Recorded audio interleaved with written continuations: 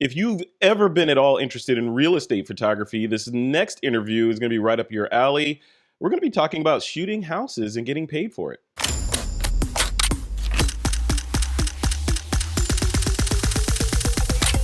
This is Twip.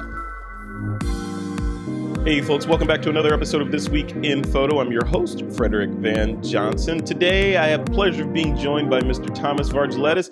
He is a Massachusetts-based real estate photographer who is making it his mission to teach other people how to do the same thing. He's crushing it in Massachusetts. And, you're going to find out why and how you can possibly do the same thing in your own area. Thomas, welcome to the show, man. How you doing? Thank you. I'm doing good.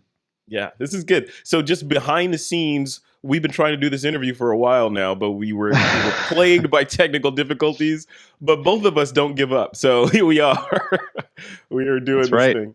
Yeah, I'm excited to do this. So let's start with just a little background on you, So Sure. From our previous conversations offline, I know that you were an agent that transitioned into this side of the real estate world. Tell us about that, sort of the origin story of Thomas.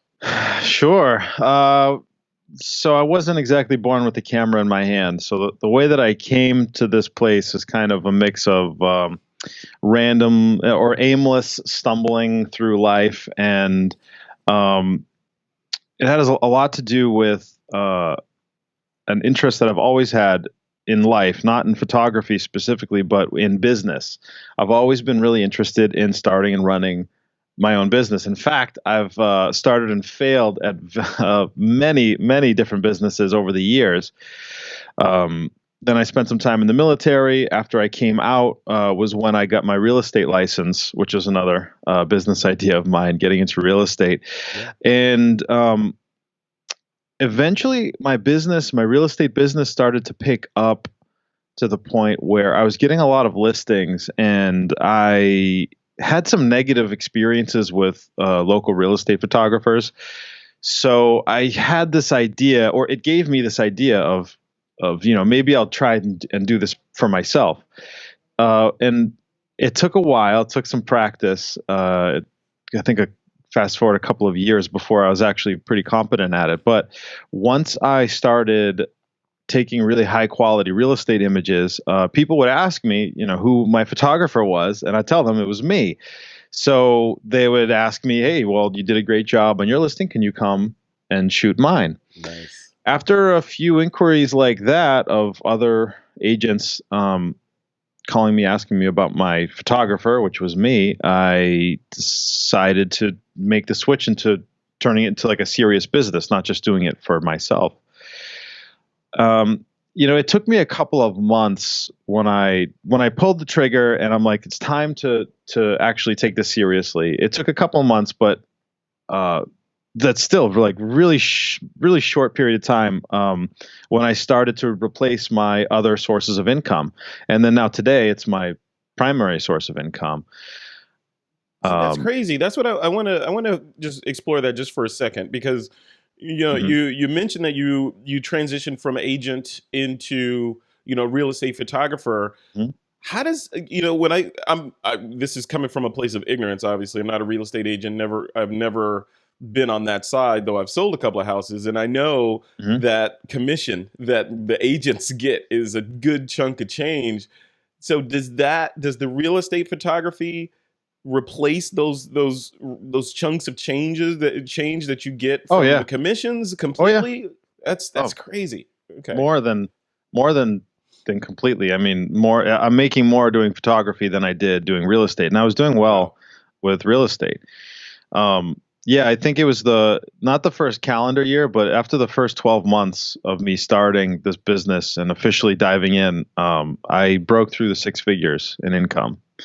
And it just keeps going up and up every year, because the way that I get clients and the way that I manage my client relationships is super efficient, and I'm able to get myself and my business in front of a lot of people in a short period of time, and I'm able to provide them such a positive experience, not just in the quality of the work, but fair pricing, fast turnarounds, just great customer service. They stay. So most real estate agents that call me for their first listing that I'm going to shoot for them, they keep calling me back, and the odds of them calling me back for every single listing for the rest of their career is extremely high. I don't have very many people that have worked with me and then have switched to someone else. So client retention is high with real estate photography. I mean, if the agent is getting good work at a good price and they like you, why would they even look for someone else? They don't. So agents that are having a good experience, they stay with you for a long time. And then a real estate agent is going to list on the low end 1 or 2 properties a year for sale.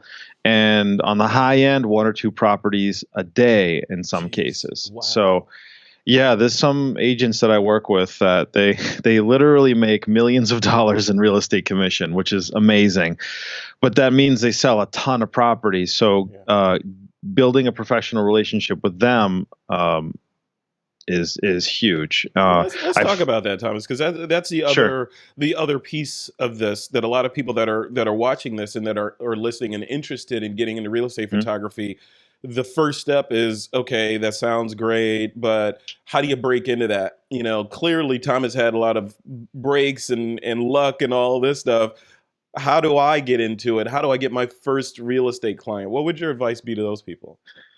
Well, there's a couple things that I'd like to unpack out of that first. So, you mentioned breaks and luck. So, if you just take a snapshot of my life, my business today, and then you could say, wow, he is lucky. And when I reflect on my life, I tell myself, like, yeah, I am really super lucky. But it was a lot of work to get to this point. And the business is running itself because of, I built up a team that takes up a bunch of the legwork. We can talk about like the actual amount of time I even have to put into photography these days. Yeah, I totally want to know that. Yeah.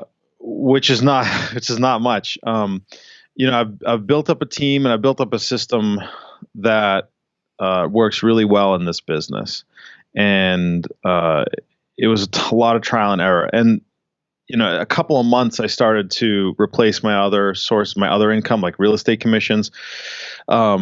But it was lots of failures and a lot of trial and error and a lot of learning that took place even leading up to that point. Because like I said, I've been involved in a ton of different businesses. So I've been lucky personally. Like things have worked out well for me, but it's been a ton of work to get there. And I want to point that out because you don't necessarily need a lucky break to build the business. Even if everything was playing against you to build a business like this, because it's like, it is so easy to get in front of clients, and the rules that you have to follow to create high quality real estate photography are very straightforward. Now, if you're a photographer and you're not even interested in real estate photography, maybe you didn't really think about it as a serious source of income, or maybe you are, but you're not really sure if you should get into it. I like to point this out. I have people in my audience. Did we even mention I have the reason why I'm on this podcast is because of my podcast, the Full-Time Real Estate Photographer. We'll get to so that. So I also host a podcast and I wrote a book on real estate photography. And a lot of people in my audience will be photographers of not just real estate, but they'll be portrait photographers or infant photographers or, family portraits. There's some people that like to focus on fine art and even wedding photographers. People who are busy on weekends or maybe after their day job, and they're like, how can I make some more money, add some dollars to my bottom line, or take this passion of this hobby of mine and actually start turning it into money, to either fund or to finance those bigger projects or those passion projects you have in mind, or, if you wanted to take it down the path that I have, support your entire life, your mortgage, your car payments, vacations, with just photography. So there's a bunch of different approaches and a bunch of different reasons why people should get into it, I think, especially if you want to take photography seriously. Real estate photography, very low barrier to entry. You don't need to have the best equipment in the world. And we can talk about gear too in a minute, but yeah, I totally want to get to that. But I want to, you mentioned low barriers to entry. Yeah. what does that do to competition? I mean, is Well, there is competition there? is high. Yeah, that's what I would Competition is imagine. high, but there's, like in any business and in any industry in the world, there's a lot of room on the top. Mhm. So I'm not the best photographer that's ever been born, probably not even the best real estate photographer in my state, but I have a really solid business because I take every single little detail that I possibly can. Image quality, yes, but also my physical appearance, how I talk to people, how I do my presentations. I do script my presentations and memorize exactly what I'm going to say, how I'm going to answer questions, how I show people, what I show them. And the information that I provide while I'm interacting with clients, and just there's a whole bunch that goes into it, and I'm able to create a brand that there's not really much competition for. Yeah. Yeah, there's a ton of other real estate photographers, and a lot of them are really talented, but if you want to make money, you have to have a business, and a business is not just a business does not it's not based just off of one thing that you can do. It's based off of an entire economy or an environment that you can build for your clients. Be So, be the best in that environment, and you'll, like you yeah, said, you'll rise to the top. What about the yeah. you mentioned presentations? Like, who are you Mhm. giving these presentations to? Is it the real estate agent Real or? estate agents, yeah. Okay. Real estate agents are super easy to find. They are everywhere, and they're all over Mhm. social media. The real estate agents. So to get a real estate sale, you have to have a pretty deep social network. So real estate agents trying to get business will want to be easily found. They want people to call them and say, "Hey, I want you to help me sell or buy a house." Mhm. Uh, so finding their office locations, their personal cell phones, their emails, it's not difficult to do at all.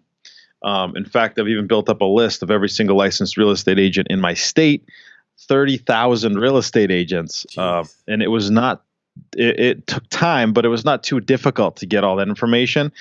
And then what we do is I reach out to, and I talk about this on the podcast. I have a whole episode dedicated to this, and in the full time real estate photographer book, podcast and the book of the same name. That's cool. Um, I go real deep into how this all works and how you can do it too. But basically, I book a office presentation Mhm. where the real estate agents usually will meet. They'll congregate in some fashion, monthly, weekly. Um, I'll visit them during an office meeting. I will present my business. I'll show my portfolio, show them how they can book appointments with me, show them all the work that we've done, maybe even share some client testimonials if there's people in the office that have worked with me before, um, which is always really fun. If there's that one person that says, "Oh yeah, man, I called Tom and he did such a great job. We sold the house like that. It was great. They loved it." Testimonials. Um, Yeah. yeah, it's really powerful. But even if there's no one in there, like I'll still show people the business, show them my prices, and I'll end the presentation with, "Is there anyone here who has a listing coming up that they need to book a photo shoot for?" And without fail, almost every single time, one or two people will raise their hand up, and I'll Wow. get a photo shoot. Wow. And then I have a really proactive follow up campaign. I'm not doing like a random email drip or just random updates to people. I will call, text, and email them over the next few weeks, and I'll get even more photo shoots out of that after the presentation. Um, when I when I said when it was time to pull the trigger and take this business really seriously, I plotted out the amount of time that I would have during the week Yep. to that I was going to dedicate towards real estate photography. And about 90% of that up front at first for the first couple of weeks was just booking presentations and meeting with agents, going to office meetings all across the state. And after a couple of weeks, I started getting appointments and I started getting a little busier. And then, I tapered it off to like two or three presentations. And I did that for just a couple months and I started to fill up a pipeline. Have you found, like, with any entrepreneur or solopreneur, whatever you want to call it, or Mm-hmm. call us, there's that work life balance. And you mentioned there's like 30,000 real estate agents in your state. seems like you could be shooting all the time, every day, 7 days a week, if you We wanted to. do. We do. How do you maintain the all work and no play Yeah. makes Thomas a very dull boy, right? How do you figure that out? Well, if I was all work and no play until the day I retire or the day I died from overstress and exhaustion, yeah, that wouldn't be too much fun. No. But here's the thing, like when you're starting a business, it's going to be a lot of work. And there are times like during the busy season especially where I have to jump in and do a lot of work. So, I'm not afraid of working day and night, literally, and having no time for anything but sleep, not even barely time enough to eat. I think when I started to get real busy before I hired employees, I was only down to like one meal a day that I really only had time for. Wow.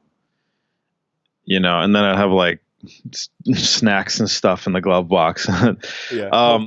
The healthy diet, right?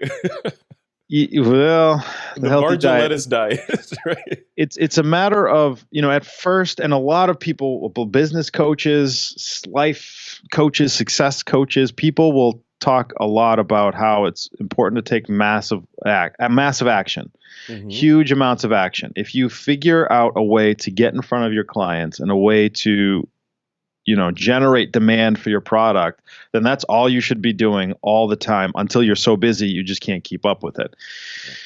Because what's happened is over time, and this is an important lesson that I learned, there's businesses that I started that I could still be in today, but have failed completely because I didn't give it enough time at first. I was so sure that I had to have a work-life balance. I can't let myself burn out, and I have to have personal time, and which is true to a point. I mean, you can't work yourself ragged for years and years and years. It's like, what's the point? But at first, when you're taking a business off the ground and it's an untested project, like you don't know what direction this is going to go in, even when the ball starts rolling and you build momentum, it is still your responsibility to get your clients and to fulfill that need. So. Yeah. There's no work-life balance at first. What you're saying sounds a lot like this interview I did last year or year before with Kobe Bryant's photographer and a co-author on a book they wrote together called The Mamba Mentality. And basically, long story short, he was saying that Kobe's and his mentality with regard to that work-life balance thing was there is no work-life balance if you want to excel and be the best, the top of your game. Right. He said something, I remember a quote from that. He said something like when people call him a workaholic, either him or Kobe, they take that as a badge of honor or a term of endearment versus, if people say, "Hey, Thomas, you're a workaholic," it sounds negative. They don't think that way. Yeah, I don't think of that as negatively as either.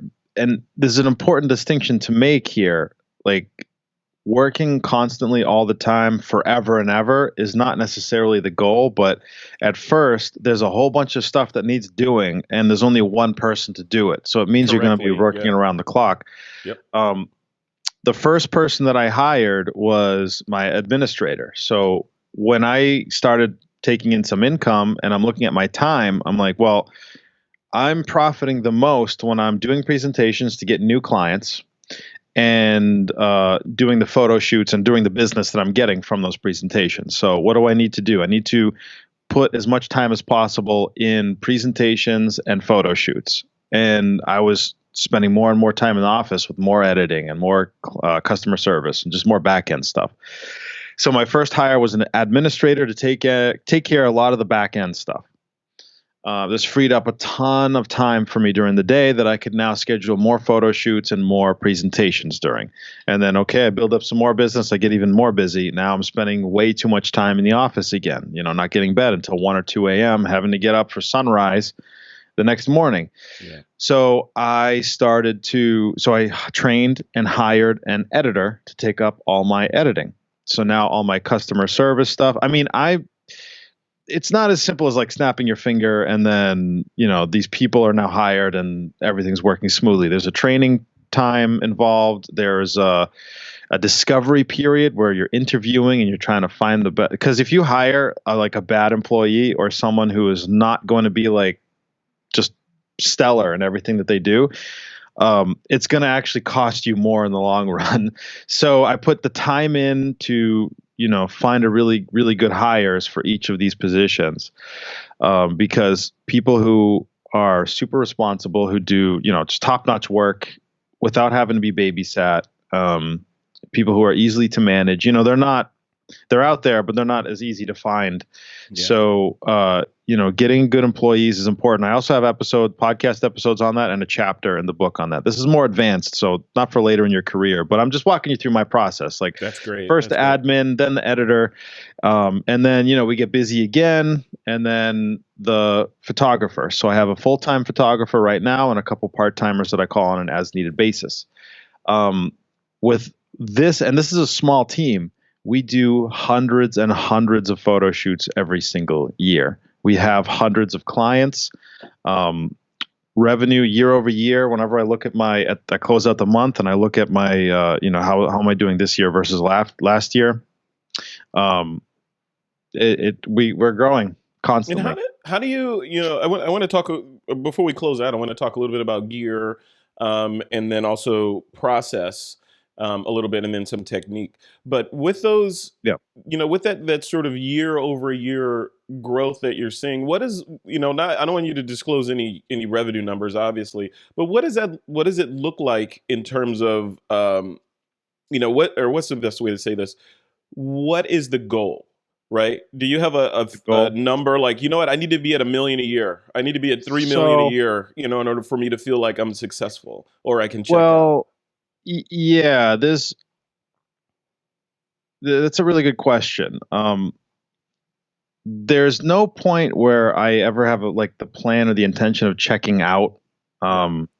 Like, I don't have an exit plan when it comes to retirement, because my experience with hiring and training staff has been really good so far. And I also have some investment properties where I work on finding tenants and stuff. So I've focused a lot of attention on building relationships with people and trying to become a better judge of character, and I've gotten pretty good at it. So if I get to the point where I want more personal time, all I have to do is follow this exact same formula. I take a look at my day or my week and kind of audit where I'm spending my time, and I find whatever's the least productive use of my time, and then find someone to do that work for me. And it just works each time. A lot of people will get stuck on this. They'll be like, oh my God, I can't hire someone. That's way too expensive. But when you're running a business, and if you're a photographer, you're in business. The business is you and the products that you're creating. I totally lost my train of thought. Where was I? Oh, no. The business is you, and you're talking about just sort of the time expenditure, and is there a checkout point? Oh, the time. Yeah, that's right. I'm sorry. So one of the books I wrote is called You Are a Business. And when I said you are a business, I just started thinking about that, not what so when you're in business, if you want more time, you just leverage it with people or with systems. I also use technology to automate a lot of stuff too. So if I get to the point where I'm like, I don't want to be in the office anymore at all, hire a manager. Let the business just run itself. Yeah, that's the smart way to do it, because the way that you're describing, I'm analogy man. So the picture that you're painting in my brain was, you build the ideal machine, but all the parts initially are you, and they're well oiled. Yes. You get the thing working right, but over time, as the machine needs to do more work, you need to swap out different gears in that machine with like gears that aren't you. To take up that piece. And that's how you scale it. That's how you scale the business. So if it was just me, I would have been stuck at somewhere around 600 or 700 photo shoots a year, I think.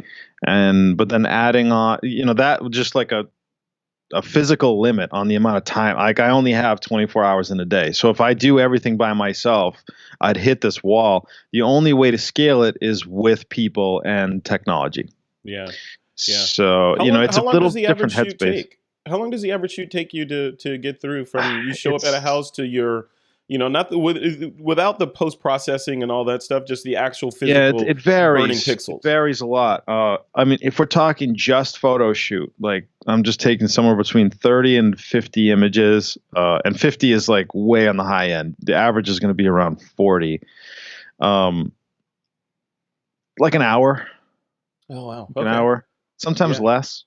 Wow. And well, Okay. that's for me, because when you do, like, if you can do 1,000 photo shoots, real estate shoots, you basically know exactly the kind of compositions you're going to take before you even walk onto the property. Yeah.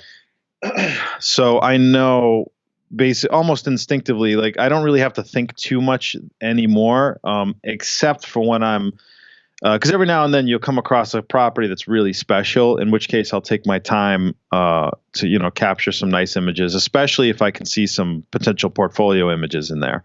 Yeah. And then I'll make sure to take more time to get it done as good as I possibly can. But Yeah. yeah, your average house, like an hour, sometimes No. You less. doing any drone work or anything on the houses? Yeah, so I have a drone pilot. I have we do a lot of virtual tours. We do a lot of video. We do floor plans. We do Oh wow. listing websites, 360 panoramic photos for Facebook and social media sharing. We do client testimonial videos, agent promo videos. Oh, killer! You do the There's whole I thing. have It's a not just the real estate. You're doing Yeah, a no, full we agent support package. yeah, we literally do everything that can be done when it comes to like photography and video for real estate. Yeah. I have a couple people that'll pay me to follow them around with I got a night. Do I have it here? No, it's in the other location. But I have like a gimbal so I can put my phone and do. Zillow has like a video feature or something. People like to do like a little Zillow video, or to do a Facebook Live video. Uh huh. Um, Oh, yeah, like of an agent walking through the house saying, "Hey, well, look at this exactly, beautiful cabinet exactly. work and in this and all that stuff." Right. Okay. Yes, Yeah. exactly. Yeah, so we do a ton of stuff like that. I also bought a decent, not the best in the world, but a decent printer so I can print in house. Mm-hmm. And I actually have some prints kicking around in here if you wanted me to show you. But so for real estate shoots, sometimes we'll take prints or make prints for closing gifts for clients. Oh, good. Good. Yeah, we can edit it to make it look like Twilight or like a painting. There's all kinds of stuff that we'll do. Is that for the seller or the buyer? Usually it's for the seller. Sometimes an agent will buy a print of a listing that was special to them, like their biggest listing, or is just a really beautiful house, and they'll hang it in their office. But yeah, most of the time we're printing and framing for sellers because there's some emotional attachment to the property. Absolutely. So, yeah, they love the What are we prints. looking at in terms of the gear that you're using to shoot this? Some people may be thinking, yeah, great, you're shooting all this stuff, but you've got a gazillion dollars worth of gear. I can't do that, so Yeah, I'm out. yeah. So I don't know how many times I've said this already, but I'll say it again. So the Canon 1DX Mark III is available for pre-order now, right? It's Mm-hmm. like a $7,000 camera, body only. So I could buy that. I could go to Canon and say, "Here's $7,000. Give me a camera, please." Or I could take 5,000, pay myself, and then use the remaining two to get just as good enough for my purposes piece of equipment. Mm-hmm. So I only need the gear to get the job done. Now, obviously, I want to get the best quality of work done possible. Absolutely. But as long as I tick off those boxes to make sure I know I'm getting a certain level of quality out of it, I don't even want to get the newest, most So expensive what thing. are you shooting with? What's your daily driver? So the first camera I ever bought for real estate is actually the one that I'm looking into right now. It's a Panasonic GH4. Yeah, that's And what I'm looking into right now too. yeah, it's my studio camera now. I don't take it out anymore. It's pretty beat up. But when I replaced it, I bought another GH4 used. Yeah. And then when I wanted to get another camera, I got a GH5 used, buying from people on the Facebook Marketplace, on eBay, because when I look at something, I look at the retail price and I'm like, okay, do I want to pay an extra 50% or 100% more just so I can say for a week or whatever that, oh, look, I got this new thing? Right. Or, would I rather pay myself the extra however many $100 and get the thing that's just as good but slightly used? Hmm. And I also resell a lot of my gear. So once it starts to get close to the end of its life, I'll sell it again. So if I buy something for $400, I use it to death, use it to make $10,000, $50,000, and then I sell it for 200. So the lifetime is of this $400 thing. It only actually cost me 200 because of the money I recouped from the sale. Yeah. Plus the savings in the front end. Like, it just doesn't make sense to do it any other way for me.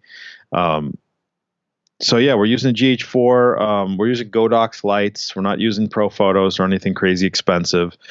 For most of our listings, the photographer has a GH4 with a Godox AD200, 200 watt second light, and Manfrotto tripod, and a Manfrotto geared head, and that's basically all we need. I mean, we trigger them wirelessly. There's other stuff that we take along because we do a lot of virtual tours and video stuff, but the basic photography setup is a GH4 and a flash.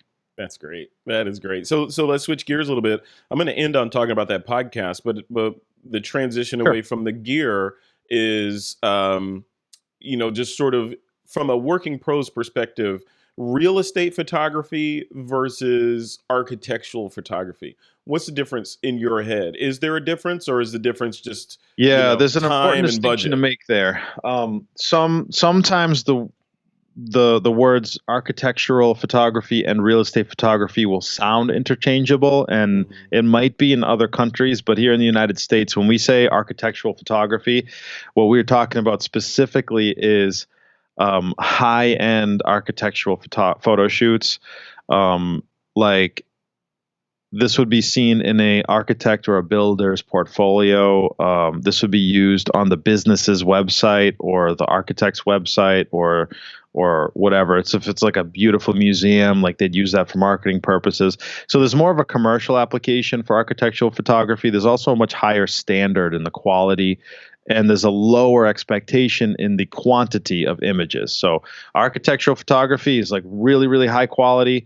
You're going to be on site for multiple days potentially, but you're only going to end up with 3, 4, 5, 10 images, maybe, depending on how you operate. Right. And it's much more expensive. For those 10 images, you're charging $15,000 or however. Some people charge 4,000 or 5,000, depends. Real estate photography is specifically for real estate listings, houses or properties that are going to be listed for sale by a real estate agent. Yeah.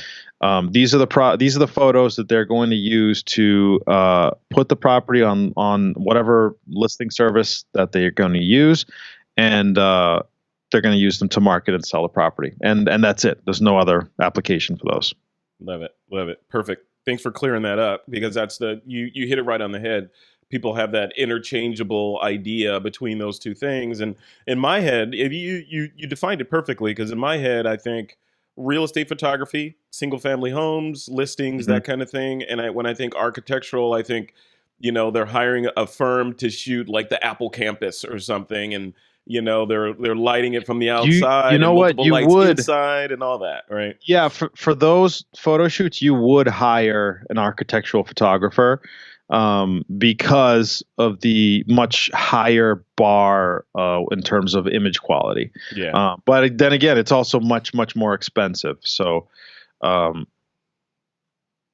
guess, yeah, that's the only real distinction to keep in mind. Like, architectural photography is more more creative, more of a focus on the art of the photography, and less like on real estate. The focus in the photos is just to show the space. Yeah. Not necessarily trying to create like an artistically interesting image. It's just about, show me the bedroom, show me the bathroom, make it look as good as you can. But you're not taking 4 hours to stage the room and Right. 2 days in editing. And those images that you shoot with for real estate photography are, fleeting for the most part, because when the house is sold, those images have done their jobs. With Yeah, architectural photography, those images could be around they'll last for for a years. Yeah, long time, right? they'll be used for years. Yeah, Yeah. yeah. And real estate images, you can't even really reuse them because people are constantly renovating, painting, changing the arrangement of furniture, and other things with the house. So yeah, for real estate listings, you really should have up to date photos, up to date for that listing, not from a recent previous listing. Yeah. Well, tell me, as we wrap this up, tell me, what's this full-time real estate photographer podcast about, and what's in the book, and why should people sign up and subscribe and listen? Okay, so Full Time Real Estate Photographer is a podcast and a book with the same name. The podcast, and like I said earlier about how I constantly try to find ways to give myself more time, as I started to have more discretionary time during the workday, I started devoting it to another one of my interests, which is writing and teaching. I really enjoy teaching. I guess I got that bug from my mother. My mother has been a teacher for an entire life. Um, and I don't know. I just find something really satisfying and engaging to go through that kind of a thought process. So that's when I decided I was going to write the Full Time Real Estate Photographer book. And then after I wrote the book, I started the recording podcast episodes. And it's all about the business of real estate photography. I do have a lot of content on the actual photography technique, on the equipment, and in editing techniques as well. Yeah. But a major part of my focus is on running the business, the actual business side of the business, because one, I feel like it's not given enough attention at all. It's almost barely any attention is really given to it in most channels that I've been able to find. And two, it's because the business is really where a lot of my interest is, not just in the photography. I mean, don't get me wrong. I love photography. I have fun doing it. I don't mind doing it over and over and over again, hundreds and hundreds of times for the real estate. But it's the business side of the business that really trips a lot of people up. Yeah. So the book is like an A to Z guide, from making the decision, do I even want to get into real estate photography, to building your portfolio, to getting your first presentation, your first clients, customer service, and then more advanced stuff, hiring and training staff, automation and streamlining in your sales process. We didn't even talk about the technology that goes into this. Like my calendar fills itself up because I've been able to present my business to enough people. Enough people know me. They know to go to my website to book appointments online. And, I just have to look at the calendar or check my alerts throughout the day. The calendar just fills itself up. I don't have to do any weird negotiation with people or get back and forth. How about 2:00? How about 5:00? What about Thursday? None of that. And the whole system is managed there's a lot of software there. And then of course my staff will pass tasks off to each other. So photo shoots are happening even right now. And, I don't really have to do anything. I don't have to do it. See, that's the automation piece of it. Cause you mentioned earlier in the interview that, there's a lot of you don't like, at least for email, you don't do a lot of automation there where, there's emails that are going out in an autoresponder series. I don't have a ton of email marketing. I do use email for follow-up, but I don't even try to use an email. Like I'll do a cold call, but I won't do a cold email to a new prospect. And when I say prospect, I mean a person who is potentially a client that doesn't know me yet. And when I'm prospecting, I try to focus on things that'll get me physically closer to the person, because the more removed you are from your clients, the easier it'll be for them to ignore you and to or just entirely dismiss your message. So I teach people at first to do office presentations, because when you make that personal impression on people and you get to see them one-on-one and they can see you and ask questions and interact, That's way more powerful than just a random email or even a phone call. Yeah, no, for sure. So yeah, that's what I tell everyone that they should be doing. After that, once you start building up a little bit of a pipeline, I also will recommend for more advanced people, cold calling. Cold calling is a huge source of business. I've made money cold calling for real estate sales. I'm still involved today in a hospitality business where we did a lot of cold calling, and we took it from zero to 100 overnight thanks to cold calling. It's like, it's so effective, but you have to have nerves of steel. You have to have very thick skin. It is not for the faint of heart, and you really want to have a book of business already built up, because there can be some lead time before cold calling by itself really starts to build up a lot of momentum. But last summer, I have a temp cold caller that I hired. I had her last summer, 40 hours a week, all summer long, and we were getting like 2 new clients a week out of that. Wow. And it's worth it because the client retention is really high, and referrals too. You get. I've had my cold caller had a Coldwell Banker agent not too far from where I live. She got her on the line. She called me out to do a listing. We had a great conversation. We hit it off. She really liked me. She referred every single other person in her office. I got an entire office off of one cold calling client. Usually that doesn't happen unless I do a presentation first, and then I have to do the follow-up and everything. But it can be really lucrative if you know how to approach it. But yeah, that's for more advanced users. You want to focus on. You cover that stuff in the podcast and in the book. The podcast, I mentioned cold calling. The book, not so much, because even though it works really well, not a lot of people are interested in doing that. It's hard enough to get people to do physical in-person presentations. Cold calling is one of those things where you have to almost like be in love with the grind, or just the daily routine of doing. It's the fear of rejection. We all have it, right? So it's more than just a fear. You get a lot of rejection over the phone. So like I said, the more removed you are, it's really difficult for someone to your face to be a jerk. Now, some people will. We all know it's possible, but it's much, much easier for someone to tell you off, to swear at you, call you names, insult you over the phone, because you never know when you're going to get someone, what's going on in their day or in their life. Like some people have no control over themselves. And once you get them on the phone, once they realize that you're trying to sell them something, or they don't know who the hell you are, then, all the stress that they've been holding in from that morning is going to come out. And it doesn't necessarily mean you're talking to a bad person, but you just caught them at a bad time. So cold calling, like, you have to be really cognizant of that, and be willing to call that person again later at much later. But thank you, sir. Can I have another? Right. Yeah, you kind of have to be a glutton for punishment. I mean, I don't really even like to do it anymore because of that. So I outsource it. But it's one of those things, like, it takes a personality. It's a personality type. You got to be able to keep the persistence gene versus the somebody called me a name and I'm never going to talk to that person again, and I'm going to shut them off. You got to be able to be called a name and insulted and still go back with a smile on your face. Right? You have to have a smile on completely, like, the entire time. People can insult you to your face and you'd be like, wow, that's great. I'm glad that that's your opinion. I'm really happy we had this chance to talk.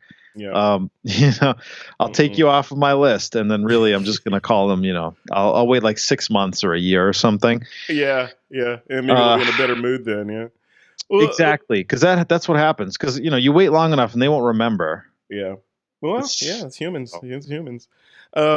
Just to wrap this up, what if people want to contact you, or I would imagine there are some people that are agents maybe watching this because they found it on YouTube, and then obviously a lot of photographers because that's the audience. How should they get in touch with you? Both from a real estate side, if they want to book your company to do their listing, or from a photographer side to engage with you from that level. So if you have a listing coming up in Massachusetts, Rhode Island, Northern Connecticut, Southern New Hampshire, Southern Vermont, in that area, you can find me directly. I would say even for both sides. If you're interested in photography, which um, you know, I don't imagine would get too many real estate agents in Massachusetts on this photography podcast. But if you You are, never know. you can go to the podcast, go to Full Time Real Estate Photographer on any major podcasting app.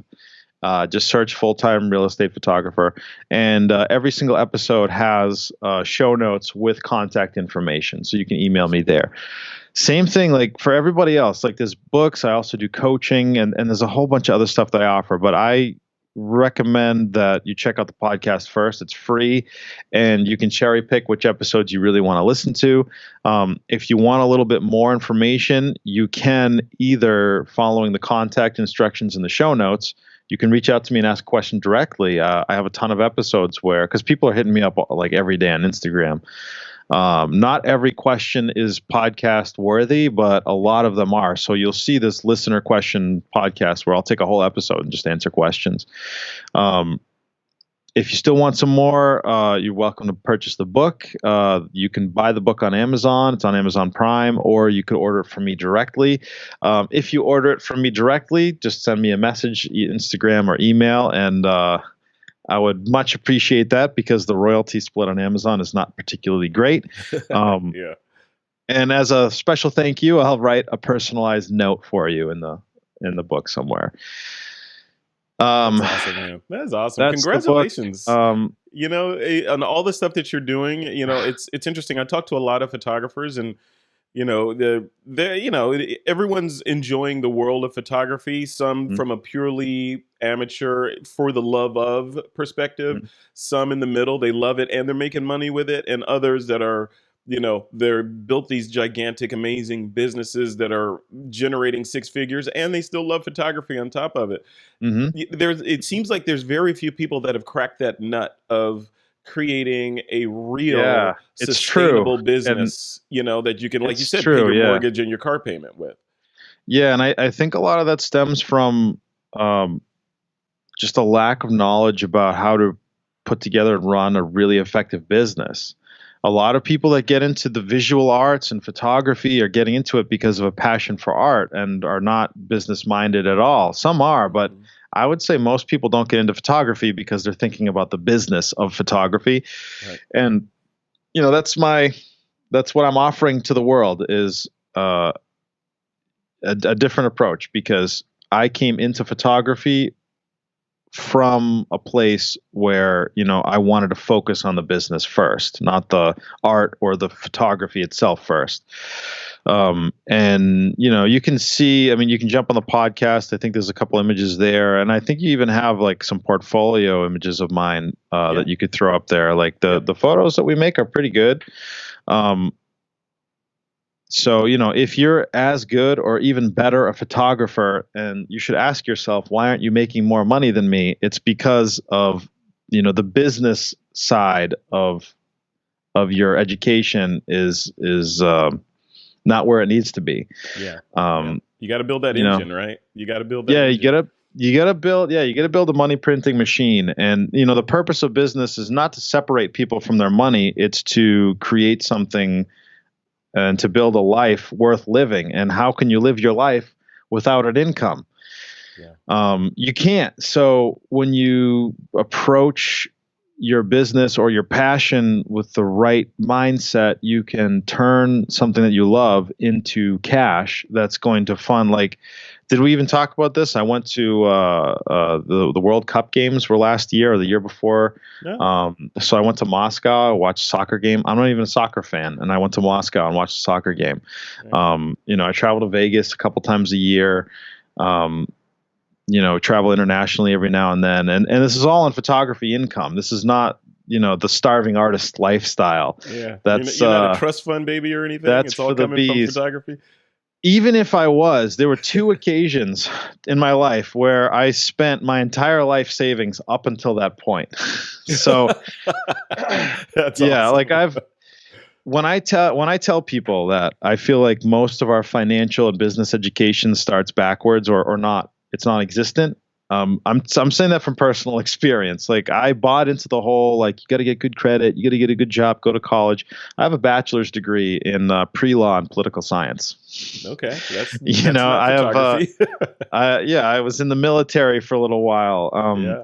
Not doing photography. I was doing I had a food truck for a little while. I Oh, had sweet. all these stupid little businesses that would make a little bit of money and then it would fail. It would make some money and fail. And then, with all those lessons learned, um, from those other businesses and all my friends, like are entrepreneurs as well.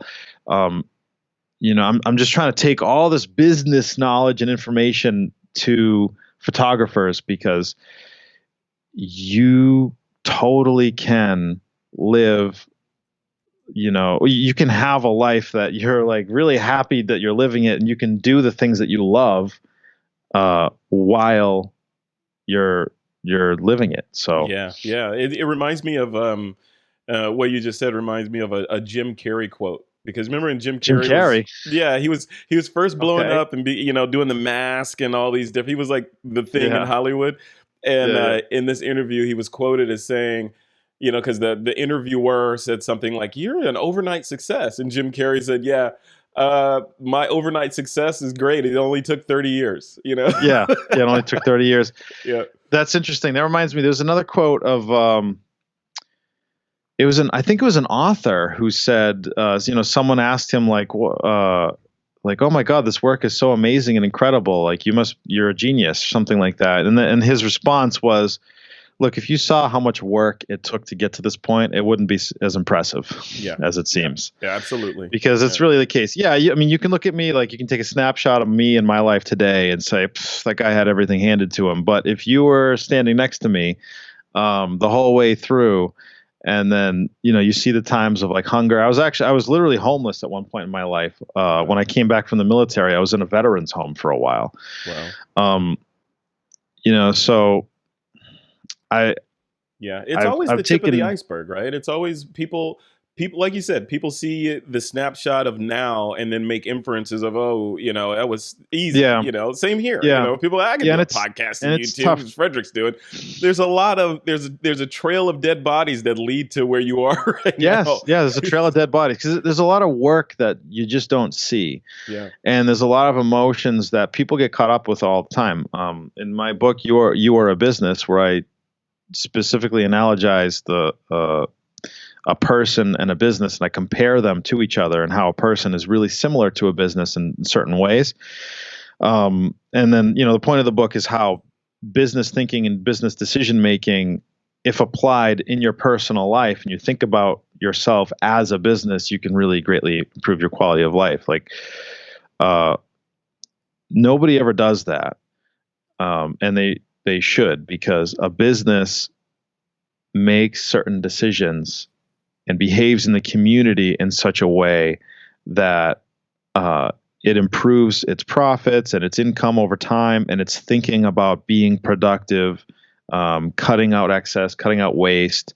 How can I provide a better customer service? And people were taught to be consumers. Mm-hmm. We're taught, get into debt. You want to have a high credit score so you can get good interest on all that debt you're going to accumulate. Yeah, you need to go into college. You need to pay for your college with student loans because we're all in debt. Nobody has cash to pay for your college. So you have to get into debt now too. Yep.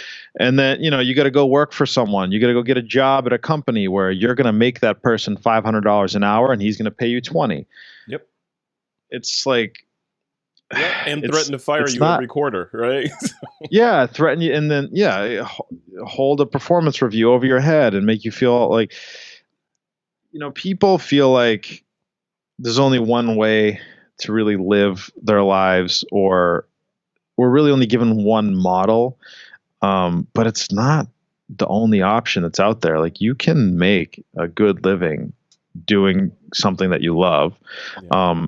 If you're a photographer and you don't even want to seriously consider real estate photography as a source of income, what you should do is you should look at your spare time during the week or during the month and say, well, if I have this downtime, or if I were to take a few days a week and dedicate to, meeting with real estate agents, you can listen to the podcast and hear all my strategies for getting clients and doing photo shoots. But it's just a matter of like listening, practicing, and doing. And if you're willing to do that, like, ask yourself, is it worth making an extra $100 a week, 500 a week? How about $1,000 a week? Yeah. Or $2,000 a week? Some people are thinking like, oh my God, I can't make $2,000 in a month with my photography. You could make it in a week doing real estate photography. We do it all the time. Actually, more than that. But if you need money like everyone else, this is a great business to get into. Yeah, like you said, like a great business to get into. You may love it, and this may be what you do all the time. But if you were trying to look, from what I'm getting from this conversation, and correct me if I'm paraphrasing incorrectly, but you could use a business like this to break free of that grind that you're in, and replace that income and take the reins back, right? While you plan. That's right. The grind is a killer. Like if you're doing something that you love and then you do it to the point where you're not loving it anymore, then there's a serious problem, like between A and B, like you starting and then you saying like, I want to give this up. Coming to the point of burnout, like you don't have to get there. On the work-life balance topic, you shouldn't have a work-life balance if you're starting something brand new and it's just you on your own. But as you level up and as you master your craft and provide more value to your clients, make a little bit more money, more transactions, more sales, then you can afford to leverage some of that cash to give you more time. And you can eventually potentially build a system like I have in my business, where the business is just constantly rolling in. Almost everybody is repeat customers or referrals. It keeps the pipeline full, supports multiple salaries, and provides a lot of free time. So we didn't even get into the system. I wish we did earlier, but we could do it on another episode. We have to do a sec. We got to do a follow-up another day. But the technology is crazy. But like on the slow season over the winter time, there's usually less listings being sold.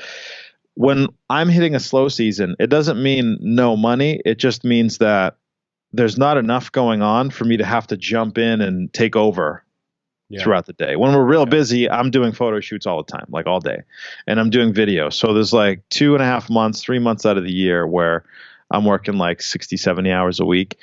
But over the wintertime, a couple hours a day.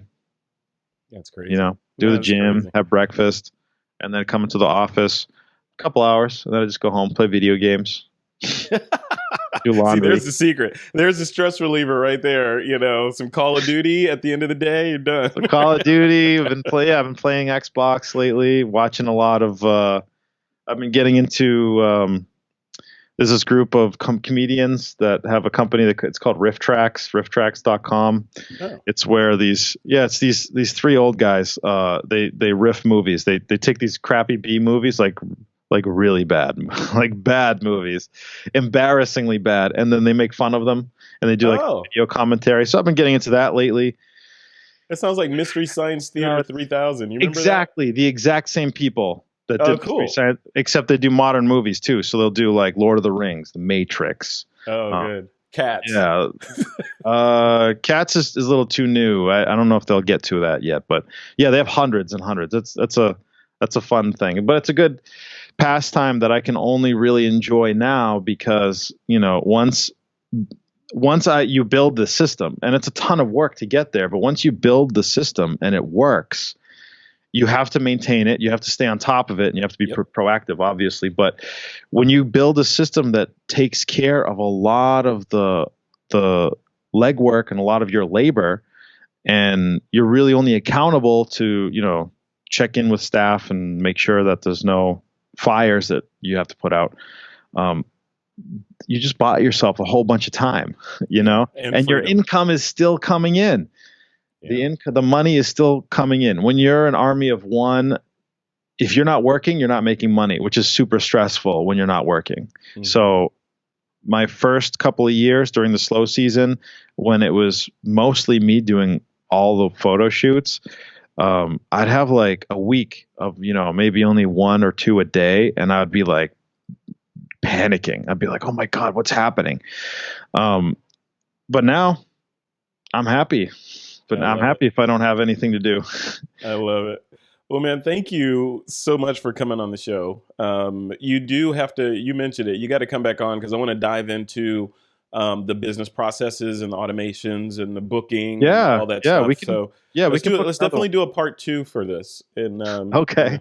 All right. Yeah, I think that'll be great. I want to remind people to definitely check out the podcast. Just Google full-time real estate photographer. You'll find this guy and subscribe and soak up all that knowledge. And then also there's the full-time real estate photographer book that's out there, and both in paperback and Kindle, or they can buy it directly from you and give you all the and get a special note. Get a special note and don't give Jeff Bezos any more money, right? I know he's got enough, even after the divorce. Yeah, even after that, yeah. Now he's only half as filthy rich. And then there's also your "You Are a Business" book that people should check out. That's right. Yeah, "You Are a Business" was the second book I ever published. That one is that was a fun research project, but I have to give you a caveat here about "You Are a Business." Anyone that's going to pick that up and read it, I cite a lot of sources, but I'm only citing like sources of like the third and fourth order. And when you're doing research and you're doing any kind of academic research, there's first primary sources and secondary sources. Primary sources would be like the Egyptologist in the Great Pyramid reading the hieroglyphs. Mm-hmm. And then the secondary source would be someone basing a research paper off of the article that guy wrote. Right? That's secondary source. Yeah. So the third order is like a journalist picked up somebody's article about something else. Like I'll pick up these questionable articles, but they're all about hammering home these, I guess, I hesitate to say it, but I guess higher-minded concepts about comparing a person to a business. So just don't read that like it's the gospel, but the idea of a person being like a business and getting you to think and behave like a business is the point of the book. So I like that. Please forgive my research skills or lack thereof. All right. We'll put that caveat in the show notes. Yeah. Cool, yeah. In verbatim, just type out the whole disclaimer. We'll just point them to this point. 2 paragraphs. Cool, man. Well, I'll let you go. Thank you so much for coming on. I appreciate it. This is you have the distinction of being the first live interview that This Week in Photos recorded in 2020. So look at that. Wow. Look at that. I'm honored. Yeah, so look out for it on the website. And folks that are listening and watching this, on the blog post at thisweekinphoto.com, you will find full-time real estate photographer with all the links and pictures and images and all that contact info in the blog post. So go ahead and check that out. Cool, man. Tommy V, thank you, man. Thank you. All right, take care.